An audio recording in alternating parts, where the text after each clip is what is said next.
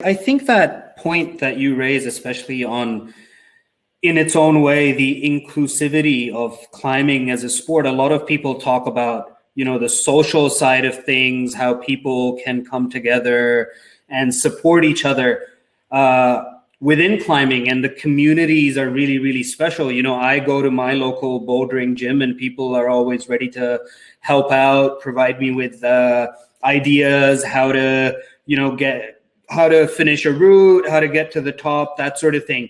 So what's that experience been like for you within bouldering and the sort of the gyms that you go to?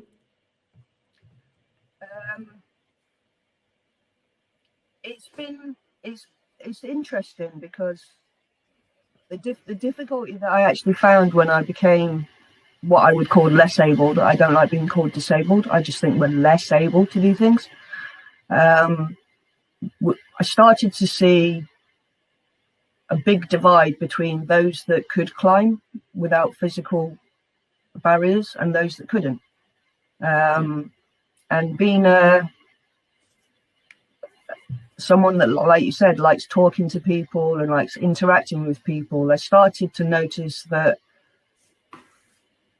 there were barriers to being able to climb because I had multiple sclerosis. Now, it wasn't obvious in the sense that people knew I had a condition. Because it's an invisible condition, you still have to be aware that things could happen.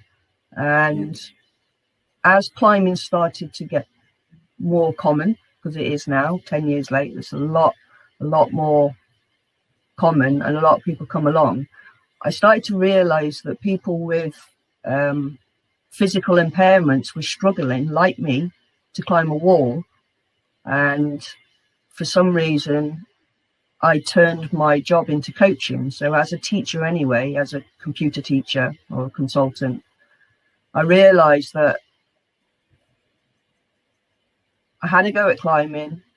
I went there for physio, and I would climb in a way that was different to somebody else. So I used my elbows, I used my head, I used my knees because of my balance. But if you just look at a climbing wall and you climb it, if you're able-bodied like yourself, you can probably operate your limbs, whereas I can't. They kind of smash against the wall.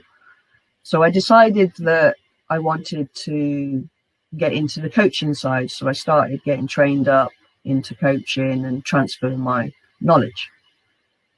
But until I went to my first nationals, which was in 2016, that was the first time I'd ever seen any other paraclimbers. And a paraclimber doesn't mean a paraplegic. It's any disability that is, in my head, partially disabled or health related. So I didn't know that people with one leg climbed, or people with one arm, or even visually impaired and blind people. And I saw this at my first nationals. And I knew then when I went to that competition that I wanted to coach people with disabilities. And that's when I realized that actually going to a competition was really exciting for me. There was a challenge, there was an ultimate goal, and I was competing against people with similar conditions. I'm sure you know that if your local gym has a bouldering competition, it's categories, age-based, so you just fit in a slot. So yeah, it was like going to the nationals, realizing I wanted to become a coach, and that's what I've done for the last 3 or 4 years.